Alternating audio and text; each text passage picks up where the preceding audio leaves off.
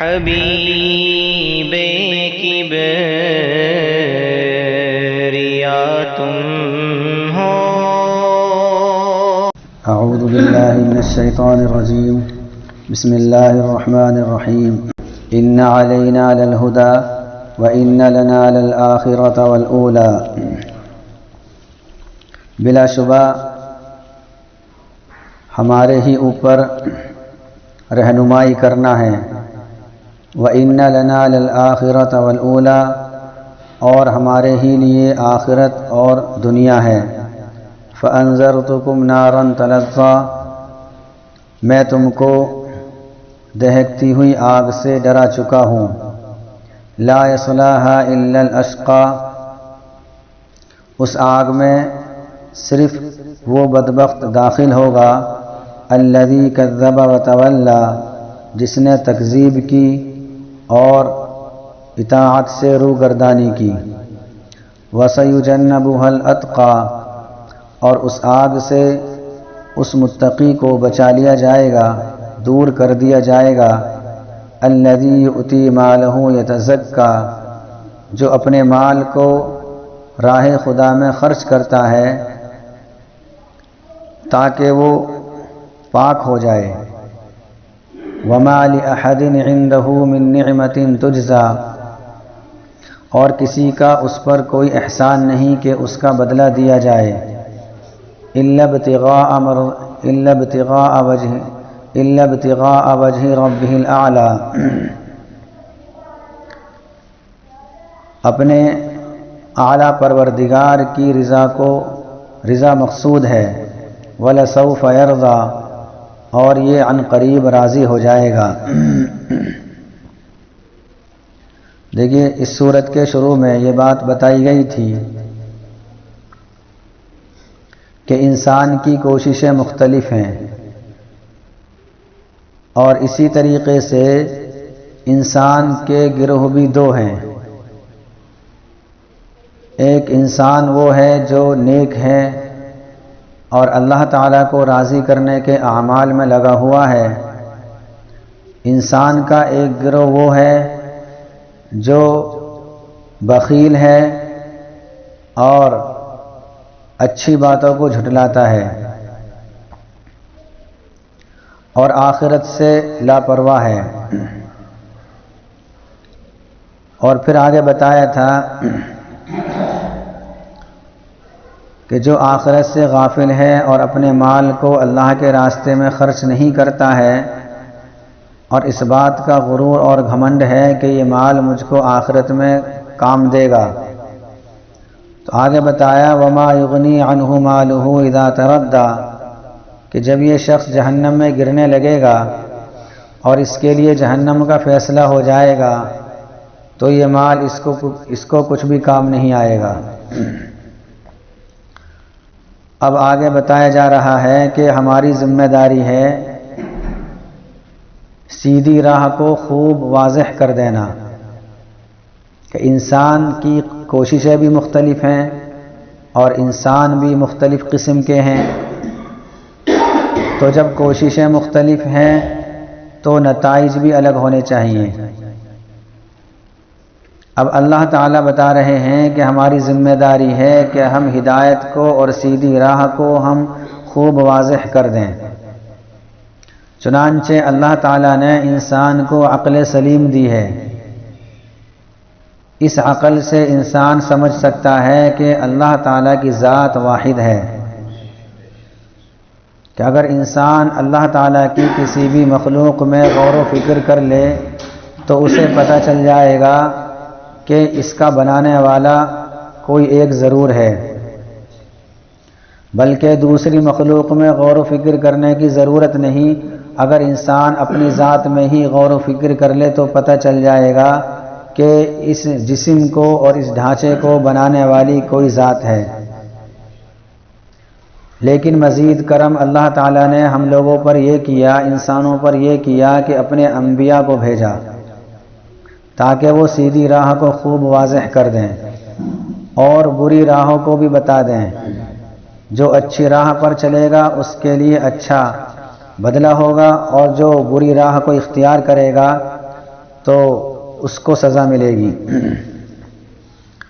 وَإِنَّ لَنَا لَلْآخِرَةَ وَالْأُولَى، اور ہمارے ہی قبضے میں آخرت بھی ہے اور دنیا بھی ہے۔ ہم نے راہ بتا دی ہے انبیاء کے ذریعے سے،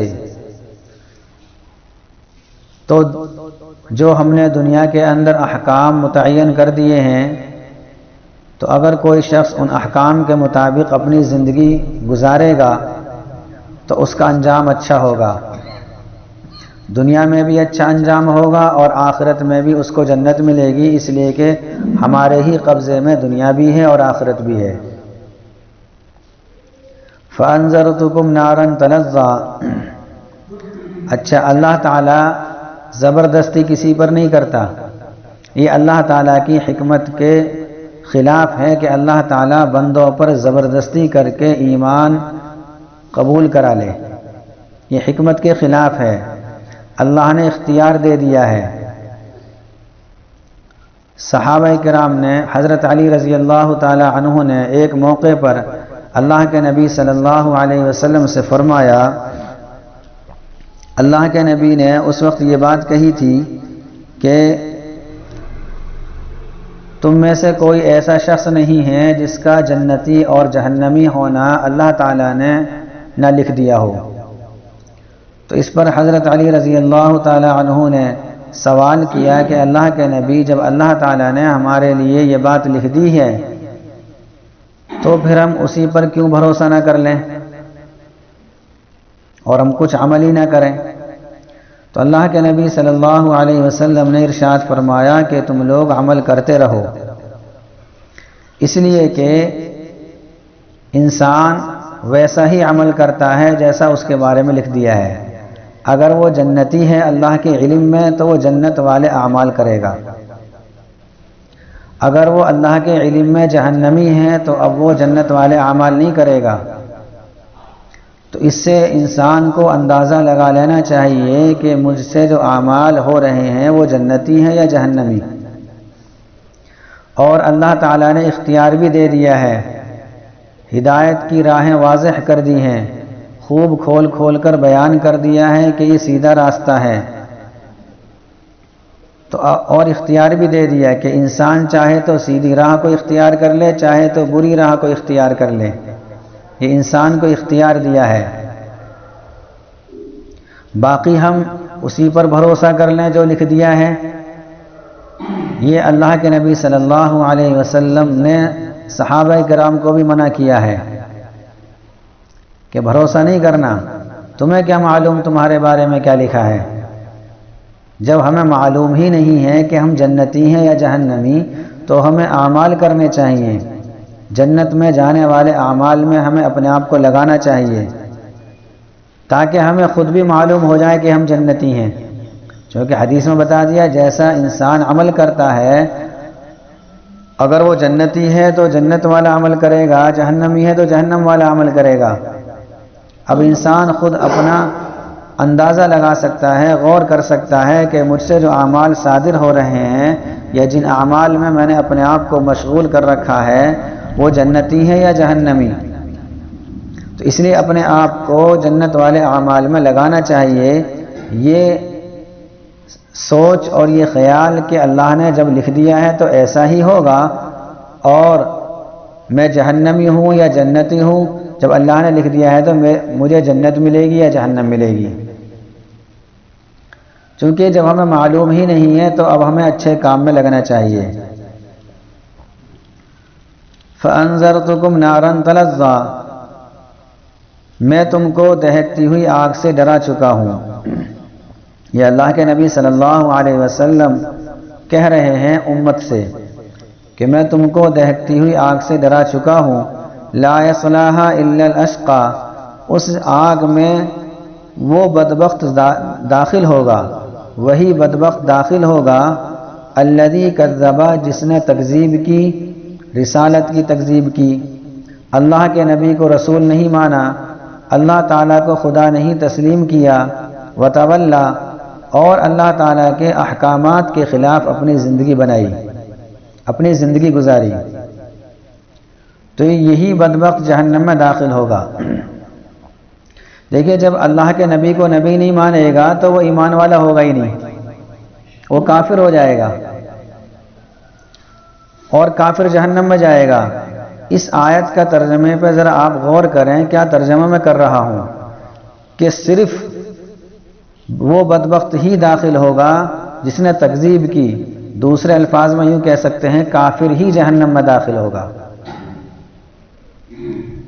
تو اب سوال ہوتا ہے کہ مسلمان جہنم میں جائے گا یا نہیں؟